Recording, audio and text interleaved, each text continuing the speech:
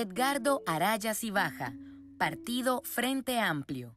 Abogado, defensor de la justicia social y el ambiente. Se ha destacado en su lucha contra la minería a cielo abierto. Actualmente es diputado del Frente Amplio.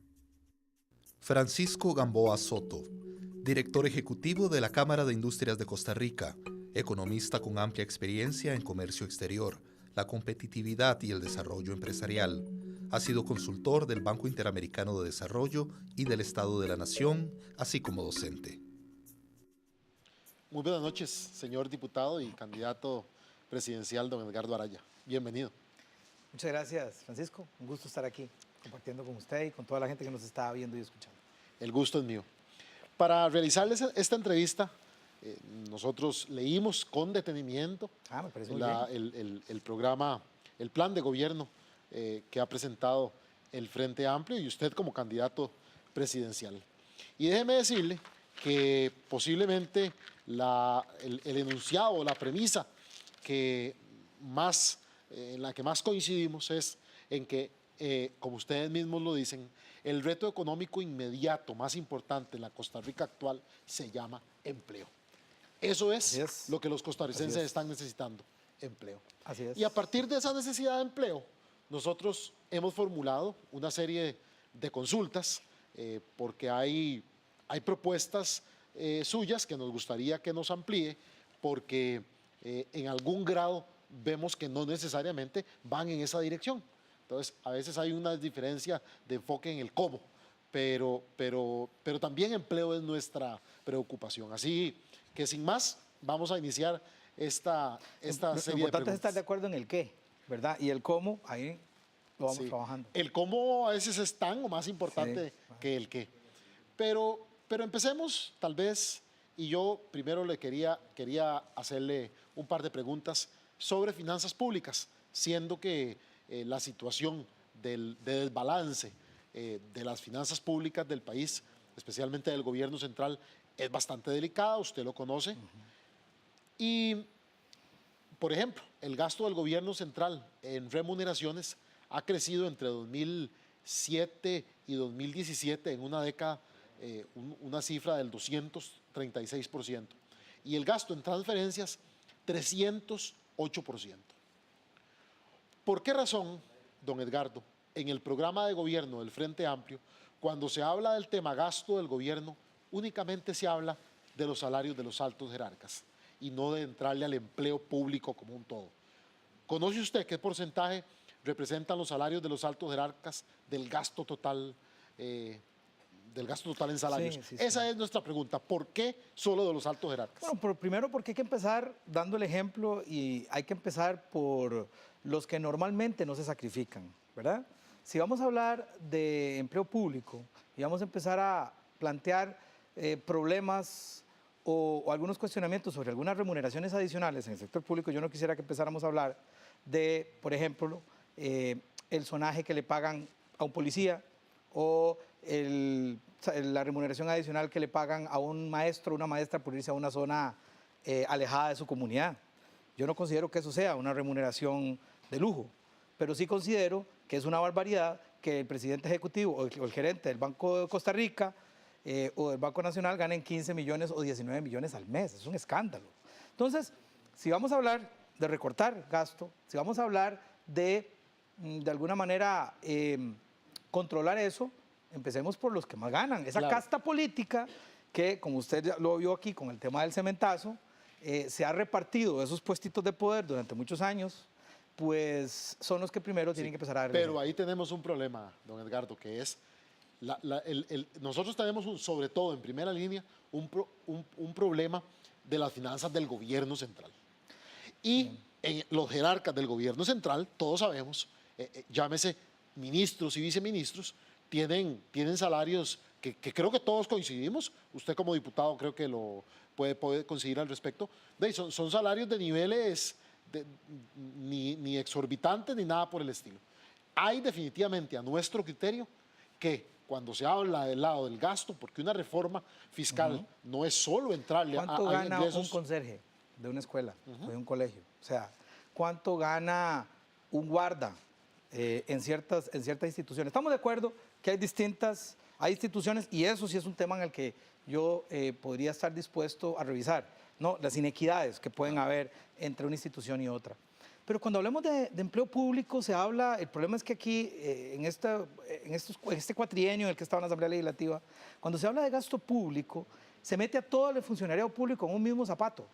Y entonces llegaron a convertirse casi como en el enemigo público número 1 del país, cuando en realidad no es cierto. O sea, hay funcionarios buenos, malos, y que no deberían estar funcionando en el Estado. Pero el problema es que por la vía del recorte del gasto, no vamos a solucionar, solo por esa vía, no vamos a solucionar el problema del déficit fiscal. Sin duda. Y cuando nosotros le digamos a ustedes, por ejemplo, a ustedes me refiero al sector empresarial, Cámara de Industrias y la UCAEP con la que hemos conversado de este tema.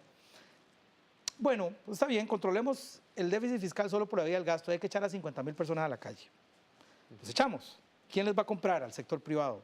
¿Quién le va a ir a comprar al supermercado? ¿Quién va a ir a comprar a la fábrica? ¿Quién va a ir a pasear? Entonces hay que tener cuidado, no solo enfocar el tema del gasto o el déficit fiscal por la vía del gasto. Hay que corregirlo mediante 4 pilares fundamentales. Sí, corregir el gasto donde se pueda corregir el gasto. Es decir, donde se pueda controlar. Hay que parar las comilonas, las fiestas, todo eso, sí. Igual, ¿significa algo con respecto al monto total del déficit fiscal? Que son poco. Nada, porque el déficit fiscal, el que se llama primario, que es la diferencia entre lo que le entra y lo que le sale al Estado en el año, al gobierno central, anda alrededor de 3.8 millones de colones, ¿verdad? Entonces no es el problema solo por la vía del gasto, no se va a solucionar esto por la vía del gasto. Hay que dar el ejemplo, y quien tiene que dar el ejemplo son los altos salarios de los altos jerarcas. En un gobierno nuestro, la gente que esté en las juntas directivas, la gente que esté en los bancos y en las presidencias ejecutivas, tendrán que limitarse en su salario, eso está claro. Y después podríamos revisar el resto. Sí. Pero Nosotros sí nos sigue pareciendo que cualquier solución al tema de las finanzas públicas pasa por ver todos los esquemas de empleo público del gobierno central. Por eso le digo, es un pilar, digamos, yo comparto que eso hay que revisarlo. Tal vez la diferencia es qué tan importante con respecto al resto de la relación podría ser. Pero, por ejemplo, yo nada más quería terminar, decirte, sí, muy bien, gasto, pero si no hablamos sobre cómo evitar que se sigan robando los impuestos, o sea, el robo de impuestos en este país anda entre el 6 y el 8% del PIB. O sea, con eso, nosotros logramos controlar la mitad del robo de impuestos, elusión y evasión. Yo no los distingo porque es básicamente lo mismo, solo que elusión es unos bufetes asesorando a alguna gente para encontrar portillos. No distinguirlos, error que no se origina en usted, sino que se origina en las autoridades del Ministerio de Hacienda, que en su momento dieron la cifra global sin distinguir cuánto era de evasión y cuánto era de elusión, es muy peligroso. Sí. Pero sobre finanzas públicas, y el ingreso, hay que hablar de impuestos. Tenemos que hablar de impuestos. En campaña electoral. Transformación y modernización del esquema de impuestos, claro. Pero no caerle a los que ya están pagando impuestos. Yo creo que en eso coincidimos. Así es. No vayamos de cacería, exacto, en la piscina o de pescar Así es. Es poner a pagar a la gran riqueza de este país, a la enorme riqueza, que es la que luego va y hace las vueltitas en el Mossack Fonseca, allá en papeles de Panamá y en los paraísos fiscales. La inmensa mayoría del sector empresarial es honrada, es honesta, eso me queda absolutamente claro. Pues más bien eso es competencia desleal. Evadir impuestos, eludir impuestos es competencia desleal, porque así hay un empresario que es mucho más exitoso que el otro, pero es porque le está jodiendo al otro. Pues qué dicha. ¿Verdad? Y reactivación económica, que es el nos otro reconoce que la mayoría del sector privado paga impuestos, son honestos, cumplen con sus cargas sociales, etc. Siempre en finanzas públicas, don Edgardo, ¿usted qué opina de que en el Estado costarricense se establezcan vía reglas fiscales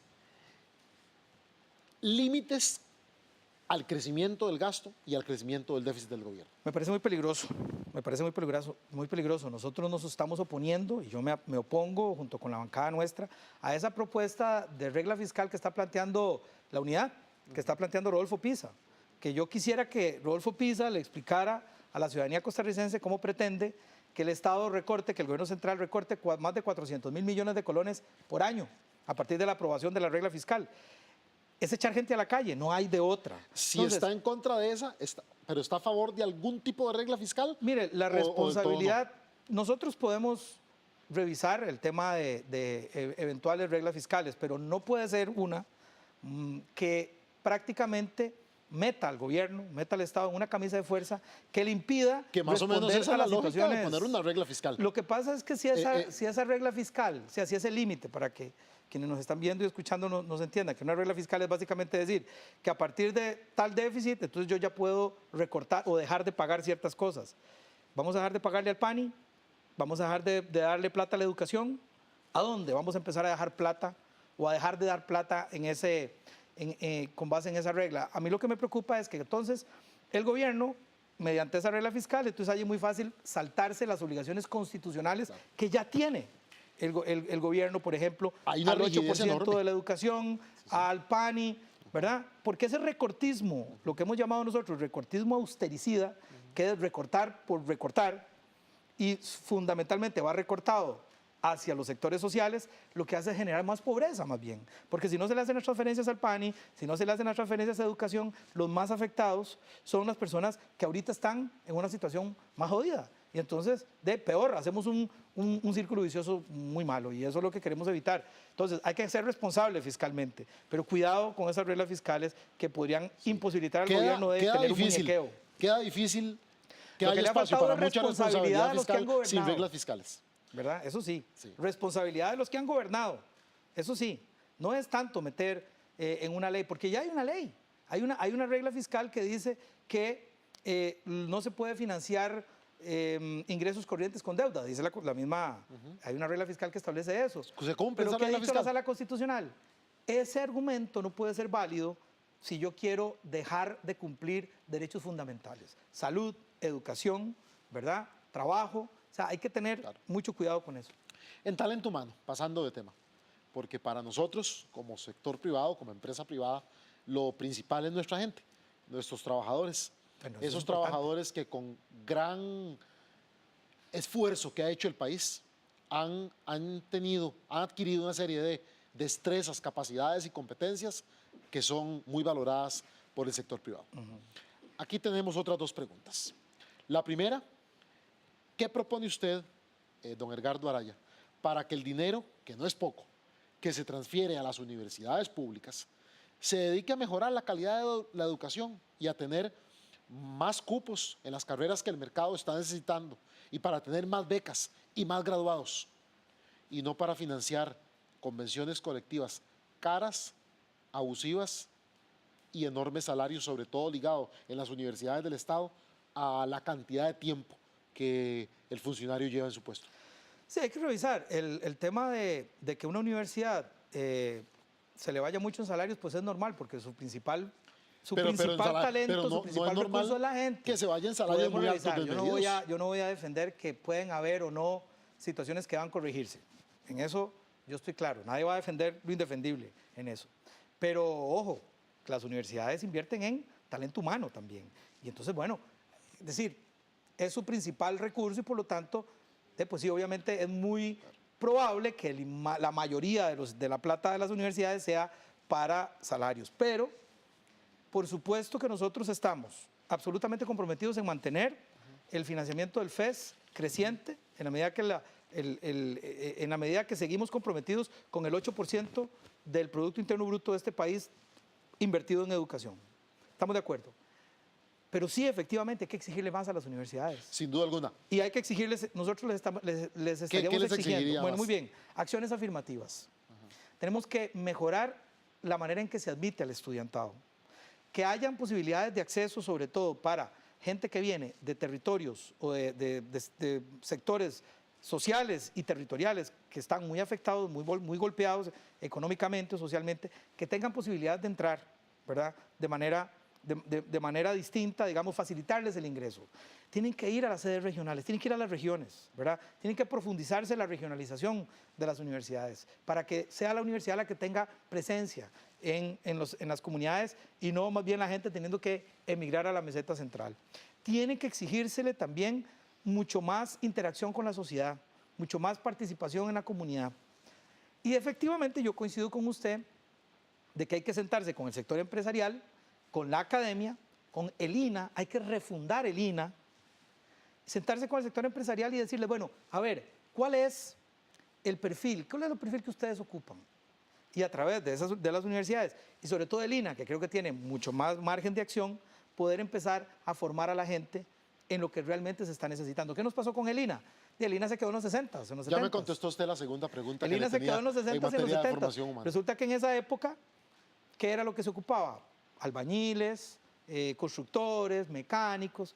Bueno, hoy ocupamos otras cosas. Hoy ocupamos gente que esté en capacidad de aplicar nuevas tecnologías, de aprenderlas y de apropiárselas. Pero además necesitamos, incluso ustedes van a estar de acuerdo conmigo, en que hoy puede ser que la gente que está en la escuela o en el colegio, ni siquiera el trabajo que van a ocupar ellos o ellas, ni siquiera se haya inventado.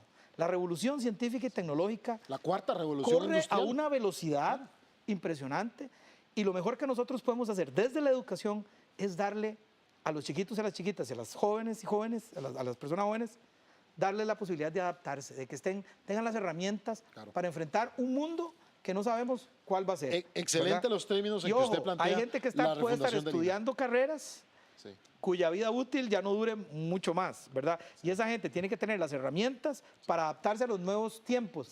Y eso solo se lo tiene que dar la escuela y se lo tiene que dar un INA refundado y las universidades. La educación para la vida. La refundación en los términos en la que usted la describe es el camino de la refundación. El INA es una muy buena idea. Hay no que lo que se refundarlo. quiso hacer a principios de este gobierno de poner el INA al servicio de la economía social solidaria.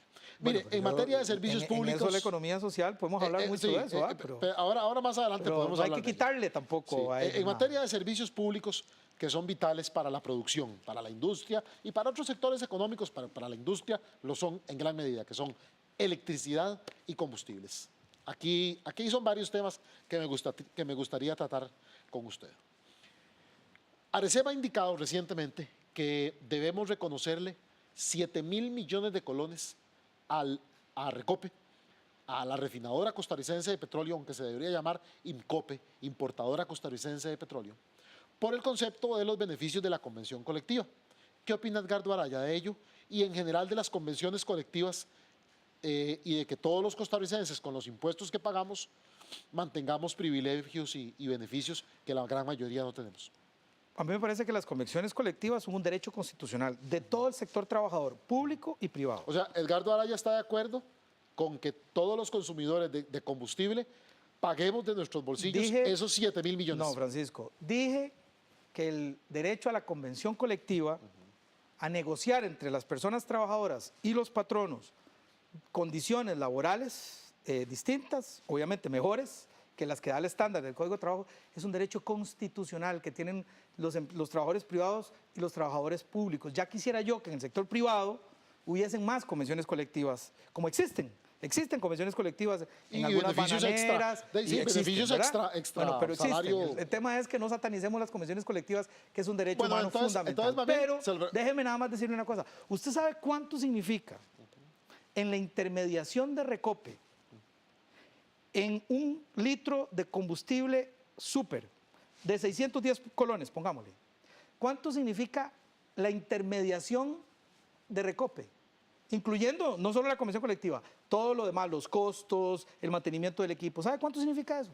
De los 610 colones, son más o menos 34 colones. 34 colones de 610 colones es lo que, digamos, le queda a Recope.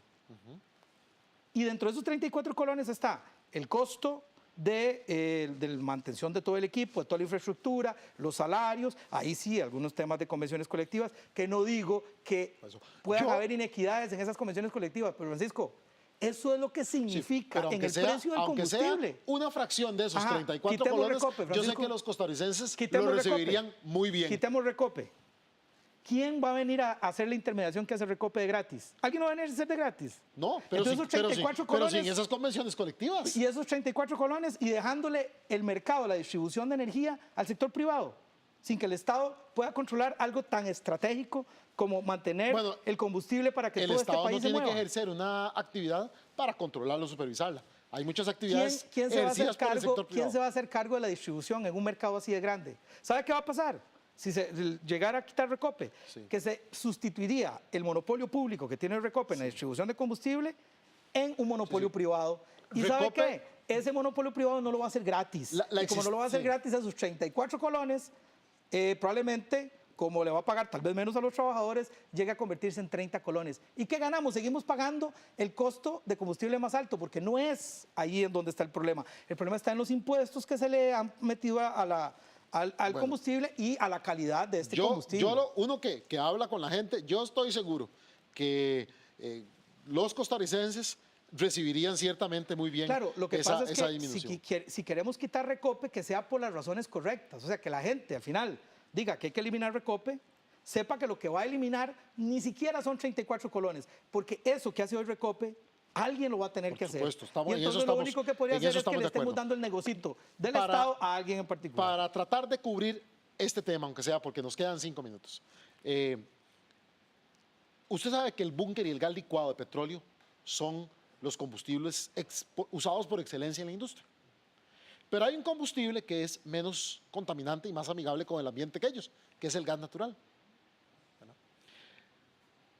Partiendo de que en el territorio costarricense, bajo el supuesto de que haya gas natural, ¿qué opina de la explotación de gas natural en nuestro país con estrictas reglas desde el punto de vista ambiental? En un minuto, por favor, don Edgar. Absolutamente no. Absolutamente no, ni gas, ni petróleo, ni nada. ¿Por qué? Porque un gobierno del Frente Amplio va a ser el primer gobierno de transición a la era postpetrolera. Listo, ¿Qué con significa eso me queda claro su Energías renovables no convencionales, hidrógeno, eólico, sol. Y yo sé que las empresas están haciendo un esfuerzo importante por apuntarse por ahí y nosotros tenemos hasta un proyecto de ley para incentivar esas energías renovables no convencionales y creo que vamos a tener una buena alianza con el sector empresarial en ese sentido. Un concepto, don Edgardo, contenido aquí en el documento de plan de gobierno, que habla de rebalanceo tarifario para revertir los subsidios para grandes industrias. ¿Sabía usted, don Edgardo, que la norma internacional es que las tarifas eléctricas para la industria sean considerablemente más bajas que para los hogares? Porque los costos asociados de llevar energía a los grandes consumidores son bastante menores que a los pequeños consumidores. Entonces no es propiamente un subsidio. Bueno, Así yo lo que que estoy sí viendo nos preocupó es que se le cobra mucho, más barato. nos preocupó mucho esta afirmación en el plan de gobierno. Todo eso, como lo dijimos cuando presentamos este plan de gobierno, no está escrito en piedra. Obviamente nosotros sabemos, como lo hemos demostrado con ustedes, conversar, dialogar, llegar a entendimientos. Pero sí creemos que eso debe revisarse y creemos que no es justo que un hogar pague proporcionalmente más que una empresa por electricidad. Pero un hogar debe pagar lo que cuesta llevar energía a ese hogar. ¿Qué opina de que los proyectos de generación hidroeléctrica del ICE, de la Compañía de Fuerza y Luz, terminen costando siempre el doble o el triple de lo que deben costar? ¿Qué haría usted para que ello no vuelva a ocurrir? Bueno, hay que sancionar a la gente que está en esas instituciones y que han provocado esta barbaridad. Pero también hay que revisar ese tema de la ley de cogeneración eléctrica. Usted sabe que lo último que le pasó al ICE con el tema de Chucás, ¿verdad? Es que el ICE ahora va a pagar más por la ineficiencia de un inversionista privado que se puso a hacer una represa hidroeléctrica ahí y que le salió más cara de lo que había pensado. Hizo y obligó al ICE a pagar esa diferencia, es decir, obligó a todos nosotros a pagar esa diferencia. Entonces, ahí hay que tener claro que hay que siempre buscar un ICE moderno y eficiente, pero que también no pagar las ineficiencias del sector privado por parte del Estado. Ni unos pagando lo de uno, ni los otros del otro. Así es. Creo que nos da tiempo de una pregunta más. Pero muy bien, ha pasado muy rápido. Pero aparte de ponerle nuevos impuestos a los productos de la industria alimentaria para destinar esos recursos y llevarlos para que no hayan diabéticos al régimen de invalidez, vejez y muerte. E infartados a los 30. Con lo cual estamos en contra. No, es el proyecto de ley de impuesto a los alimentos sí, claro, que son los causantes de la diabetes a los 10 años y de los aparte gente de que esa tiene medida, infartos que ya a los hemos dejado 30. claro que no estamos de acuerdo ni pensamos igual, ¿qué otras medidas propone para mantener el régimen de pensiones de invalidez y vejez y muerte de la Caja sólido y sano? Que es un bastión sí, claro. de la seguridad social y de la sociedad costarricense. En eso coincidimos. Mire, en primer término, hay que hacer que el Estado cumpla con su obligación de pagar el 15% de las utilidades de las empresas públicas que contribuyan a ese fondo. No lo han venido haciendo. Y José María Villalta y yo tuvimos que demandar al Estado para lograr eso, ¿verdad? pero además hay que poner a invertir a los fondos de pensiones. Y en eso estamos de acuerdo, con mucho cuidado, ¿verdad? Con proyectos seguros que tengan un retorno mayor que el que significaría tener la plata depositada con un certificado de depósito a plazo. Don Edgardo, traía más preguntas preparadas, más o menos. Pasa. Hubo como 5 o 6 preguntas que el tiempo no permitió hacer, pero ha sido un intercambio. Claro, usted ha sido claro de lo que piensan y nuestra función esta noche es que los costarricenses conozcan qué piensa sobre algunos temas Edgardo Araya del Frente Amplio. Y que ellos juzguen y emitan su voto lo más razonablemente posible. Y que tengan posible. claro que nadie quiere gobernar sobre la ruina ni sobre las cenizas. Sería suicida pensar eso. La empresa privada es fundamental. Sabemos clara la importancia que tiene para el país y así que, por supuesto que en nosotros van a haber un interlocutor permanente. Gracias.